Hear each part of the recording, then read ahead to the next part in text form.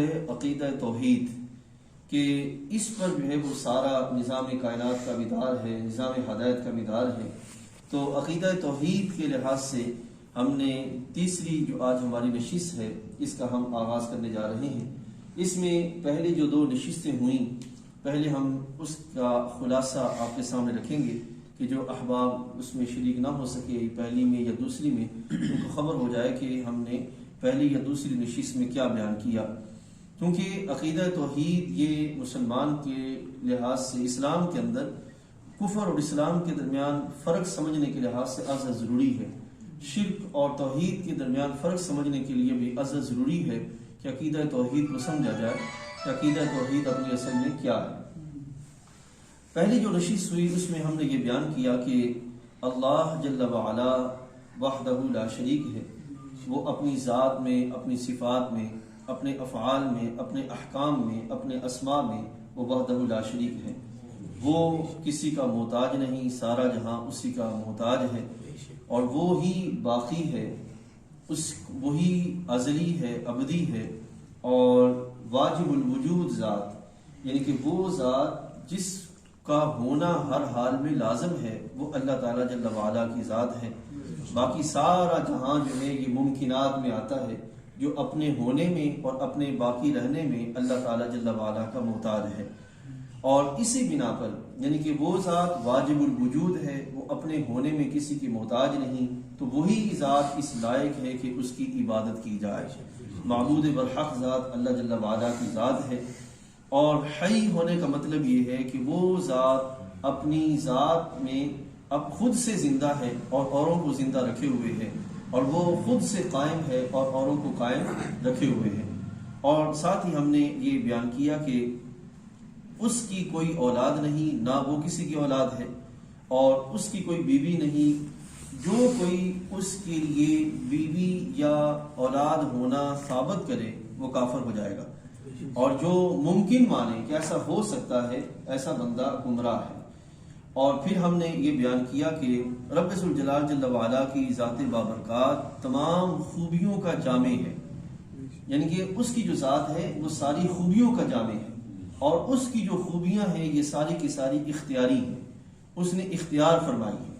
ٹھیک ہے، عیب کا، نقص کا، کمی کا، کجی کا، اس طرح کے جو ظلم ہے، زیادتی ہے، اس چیز کا اللہ تعالیٰ کی بارگاہ میں پایا جانا یہ محال ہے۔ ٹھیک ہے، یہ اس طرح کہ اللہ تعالیٰ نے ان چیزوں کو پسند نہیں فرمایا، اس لحاظ سے ان چیزوں کا اختیار ہی نہیں فرمایا، یہ اللہ تعالیٰ کی بارگاہ میں پائی ہی نہیں گئی۔ ٹھیک ہے، یہ چیزیں بندوں کی آزمائش کے لیے ہیں اور دنیا میں موجود ہیں۔ پھر ہم نے یہ بیان کیا کہ اللہ جل وعلا کی جو ذات ہے وہ حادث ہونے سے پاک ہے۔ اللہ کی ذات قدیم ہے، اس کے سوا کائنات میں ہر شے حادث ہے۔ اللہ کی ذات قدیم ہے یعنی کہ ہمیشہ سے ہے، اور اس کے سوا کائنات کی ہر شے حادث ہے۔ حادث کا مطلب یہ ہے کہ پہلے نہیں تھی، بعد میں وجود میں آئی۔ یہ اللہ جل وعلا کی شان کے لائق ہے کہ وہ ذات قدیم ہے، اس کے سوا کوئی ذات قدیم نہیں۔ اللہ کے سوا کائنات کی کسی بھی شے کو کوئی قدیم کہے تو وہ کافر ہو جائے گا۔ قدیم ذات اللہ تعالیٰ کی ذات ہے، اللہ کے سوا کوئی ذات قدیم نہیں۔ پھر ہم نے یہ بیان کیا تھا کہ اللہ جل وعلا کی ذات زمان، مکان، حرکت، سکون سے پاک ہے۔ ٹھیک ہے نا، یعنی کہ زمانے میں وہ آ جائے یا کسی مکان میں وہ سما جائے، یا وہ جو ہے وہ حرکت والا ہو یا سکون والا ہو، اللہ تعالیٰ جل وعلا کی ذات اس کیفیت سے پاک ہے۔ پھر ہم نے دیکھا کہ ہم نے یہ پڑھا کہ رب کائنات جل وعلا جسم سے پاک ہے، یعنی کہ سننے کے لیے کان چاہیے، بولنے کے لیے زبان چاہیے، دیکھنے کے لیے آنکھیں چاہیے، پکڑنے کے لیے ہاتھ چاہیے۔ اللہ جل وعلا اس کیفیت سے پاک ہے۔ اور قرآن مجید فرقان حمید کے اندر جو الفاظ آئے وجہ اللہ، ید اللہ، اس کی تعبیر کی جائے گی جو اس کی شان کے لائق ہے۔ اللہ جل وعلا عرش پر ہونے سے پاک ہے۔ کیا مطلب؟ کہ عرش اللہ کی مخلوق ہے اور اللہ کو اپنی مخلوق کی حاجت نہیں ہے۔ اللہ جل وعلا محتاج نہیں ہے، باقی سارا جہاں اس کا محتاج ہے۔ یہ ہم نے پڑھا، اور آخر میں ہم نے اس دن یہ پڑھا تھا کہ رب ذوالجلال جل وعلا کا دیدار اس کائنات میں صرف ایک ذات کے لیے ہے، اور وہ ذات محمد رسول اللہ صلی اللہ علیہ وسلم ہے۔ باقی سرکار دو عالم صلی اللہ علیہ وسلم کے علاوہ کائنات میں کوئی بھی آنکھ اس کو دیکھ نہیں سکتی، ممکن نہیں ہے۔ ہاں قیامت کے دن رب ذوالجلال جل وعلا کا دیدار ہوگا، وہ بھی جنت میں، اور وہ بھی اس دن میں نے حدیث بیان کی تھی کہ ایک دفعہ حدیث میں آتا ہے 14ویں رات تھی اور چاند اپنے جوبن پہ تھا، اور رسول اللہ صلی اللہ علیہ وسلم نے صحابہ سے فرمایا کہ میرے صحابہ چاند دیکھ رہے ہو کیسا چمک رہا ہے؟ تو حبیب علیہ السلام نے فرمایا کہ میرے صحابہ قیامت کے دن تم اپنے رب کو ایسے دیکھو، ٹھیک ہے؟ یہ رب ذوالجلال جل وعلا اس کا دیدار کیسا ہوگا، یہ جب قیامت کا دن آئے گا، جب دیدار ہوگا پھر بیان کریں گے، ٹھیک ہے؟ اس کی ذات جہت سے پاک ہے، جہت سے پاک ہے، مین کے اوپر ہے، نیچے ہے، دائیں ہے، بائیں ہے، اس کیفیت سے اللہ جل وعلا کی ذات پاک ہے، ٹھیک ہے؟ اب کیا کہا جائے گا کہ خالق کائنات اللہ جل وعلا اپنی صفات کے اعتبار سے ہر جگہ پہ ہے، یہ کہا جائے گا، ذات کے اعتبار سے نہیں، صفات کے اعتبار سے، اپنی قدرت کے اعتبار سے، اپنے علم کے اعتبار سے وہ ہر جگہ پہ ہے، یہ کہا جائے گا۔ اور دوسری جو مجلس ہوئی اس میں، دوسری جو نشست ہوئی اس میں ہم نے یہ بیان کیا صفات باری تعالی، جس طرح ذات باری تعالی قدیم ہے اسی طرح صفات باری تعالی بھی قدیم ہے۔ اللہ تعالیٰ کی کوئی بھی صفت حادث نہیں ہے، کوئی بھی صفت حادث نہیں۔ اللہ جل وعلا کی ساری صفات، جیسے اس کی ذات قدیم ہے ایسے اس کی صفات بھی قدیم ہے، اور ساتھ یہ کہ اس کی جو صفات ہیں ساری کی ساری اس کی اپنی ہیں، اس کی ذاتی ہیں۔ اللہ تعالیٰ کو کسی نے کوئی صفت عطا نہیں فرمائی، اس کی جو صفات ہے وہ اس کی اپنی ہے، اور جب سے ذات ہے تب سے اس کی صفات ہے، یہ ایک عقیدہ، جب سے وہ ذات ہے تب سے اس کی صفات ہے، ٹھیک ہے؟ کوئی ایسا نہیں ہے کہ کوئی صفت بعد میں بنی ہو اور پھر اس کے ساتھ شامل ہو گئی ہو۔ بلا تمثیل ہم نے ایسے مثال بیان کی تھی کہ پھول جب سے ہوتا ہے تب سے اس کی خوشبو ہوتی ہے، اور بلا تشبیہ و بلا تمثیل جب سے رب تعالیٰ کی ذات ہے تب سے اس کی صفات ہے۔ اب یہاں پہ ایک فرق جانیے، کوئی بندہ مشرک جو شرک کرتا ہے وہ اپنے تئیں کسی کو معبود سمجھ کر اس کے لیے اپنے تئیں بعض صفات کو گمان کر لیتا ہے کہ یہ معبود ہے اور فلاں فلاں صفت اس میں پائی جاتی ہے، حالانکہ اس کا گمان بھی باطل اور جس کے لیے گمان کر رہا ہے وہ بھی باطل۔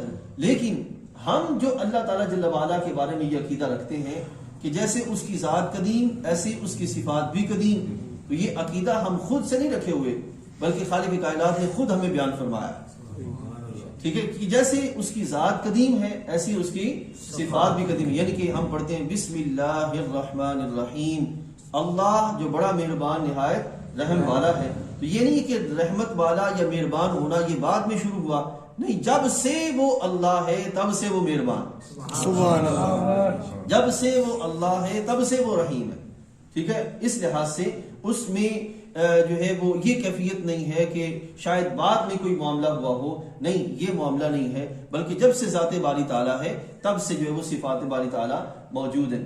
اور ساتھ ہی ہم نے آخری جو نشست ہوئی اس میں یہ بیان ہے مشرکین کا اپنے بتوں کے لیے سمجھنا یہ تو باطل ہے، اور ایک ہے خود اللہ تعالیٰ کا اپنے بندوں کے لیے اپنی کسی صفت کا بیان فرمانا۔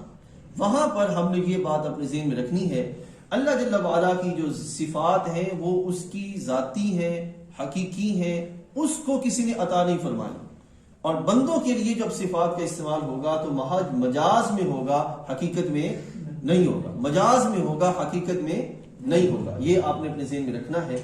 اب یہاں سے آگے بڑھتے ہیں افعال باری تعالیٰ، یہ یاد رکھیے گا، صرف اسماء باری تعالیٰ، میں یہاں پہ یہ بھی بات واضح کر دوں، اسماء باری تعالیٰ، اسماء اسم کی جمع ہے اور اسم نام کو کہتے ہیں۔ اسماء باری تعالیٰ میں کوشش کریں کہ اللہ تعالیٰ جل وعلا کا جب بھی نام لیں تو وہ لیں جو اللہ تعالیٰ نے خود اپنے لیے بیان فرمایا، ٹھیک ہے؟ اللہ جل وعلا، اللہ تعالیٰ خالق کائنات، رب کائنات، رب ذو العرش العظیم، اس طرح کا بیان کیا جائے۔ اللہ میاں یہ جو لفظ ہے یہ اللہ تعالیٰ کے لیے استعمال نہ کیا جائے، کیونکہ یہ ذو معنی ہے اور اللہ تعالیٰ کی شان کے لائق نہیں بنتا۔ اللہ تعالیٰ کے لیے وہی لفظ استعمال کیا جائے جو خود اس نے اپنے لیے استعمال فرمایا ہے، ٹھیک ہے؟ اب یہاں سے آگے بڑھتے ہیں، اسماء باری تعالیٰ جو ہیں وہ سارے کے سارے توقیفی ہیں۔ توقیفی کا مطلب یہ ہے کہ خود اس نے اپنے کرم سے اپنے محبوب علیہ السلام کے ذریعے ہم تک پہنچائے ہیں، اور وہ 99 نام ہیں، اگر وہ یاد کیے جائیں تو سرکار نے فرمایا اللہ اس کو جنت عطا فرما دے گا۔ 99 جو نام ہیں ان کو کوشش کی جائے، یاد کیا جائے، ان کو پڑھا جائے۔ اسماء باری تعالیٰ جیسے ہم نے بیان کیا کہ اپنی ذات میں بھی، اپنی صفات میں، اپنے اسماء میں، اپنے افعال میں، اپنے احکام میں، جملہ چیزوں میں وہ وحدہ لا شریک ہے۔ آج ہم پڑھنے جا رہے ہیں اس کے افعال، اور یہ انتہائی سمجھنے کے لائق ہے کہ ہم پر بعض جو نہ سمجھی کے سبب لوگ جو ہے وہ بہتان لگاتے ہیں کہ اہل سنت و جماعت کے عقیدہ توحید ٹھیک نہیں ہے، عقیدہ توحید میں خرابی ہے، عقیدہ توحید ٹھیک نہیں ہے۔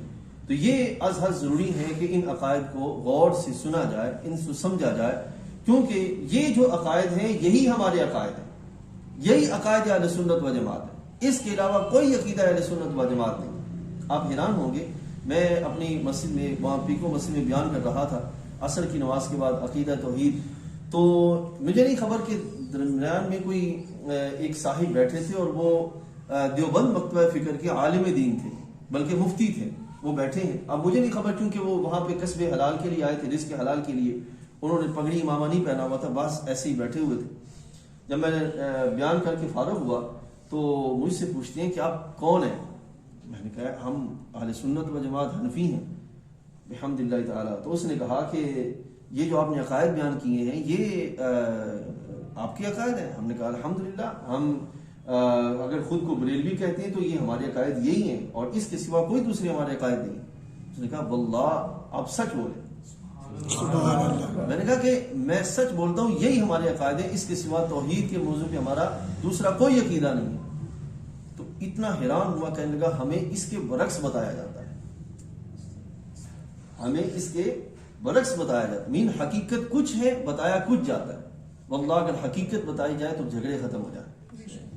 آج الحمدللہ ہم جو اپنے عقائد پڑھیں گے، آپ کے سامنے رکھیں گے، یہی عقائد اہل سنہ ہے، اور جہاں بھی پڑھے پڑھائے جاتے ہیں یہی پڑھائے جاتے ہیں۔